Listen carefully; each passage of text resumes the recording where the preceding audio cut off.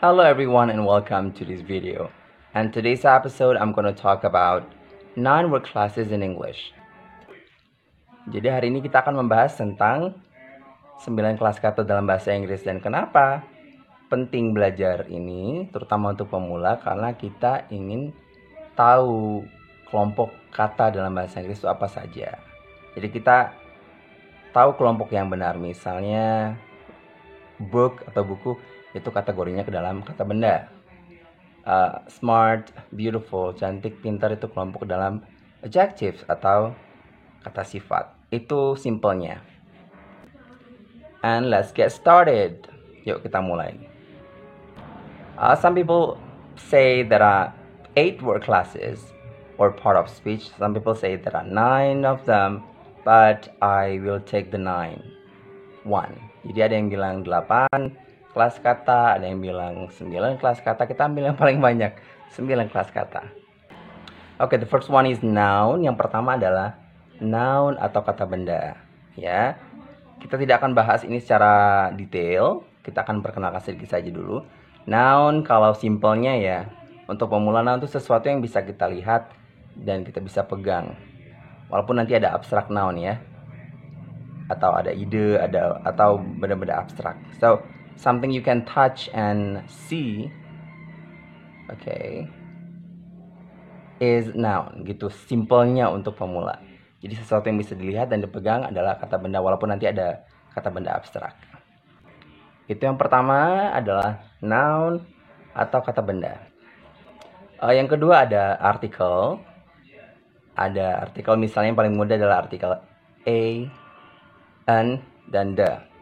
An apple, a book, yang menunjukkan satu atau sehelai, sebiji, songgok misalnya ya. Dan artikel the, itu yang paling mudah, yang sering kita temui. Word class ketiga atau part of speech ketiga adalah verb atau kata kerja. Something that you do ya. It can be physical activities, bisa aktivitas fisik atau aktivitas mental juga bisa ya. Misalnya work, read, talk, ya, dan yang lain.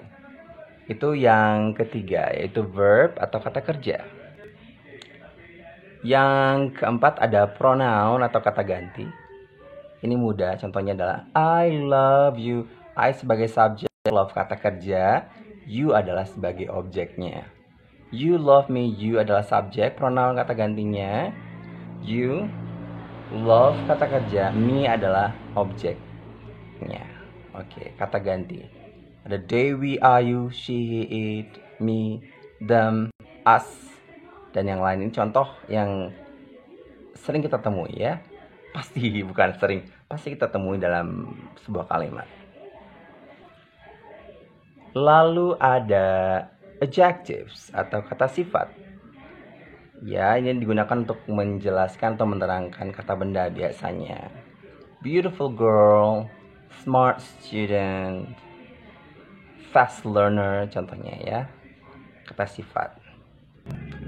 Lalu ada adverb, ini banyak kategorinya, nanti kita akan bahas secara detail di video selanjutnya. Ada adverb of time, place, manner, ya, misalnya carefully, slowly, always, usually, ya, adverb frekuensi itu contohnya. Dan yang selanjutnya adalah conjunction atau kata hubung.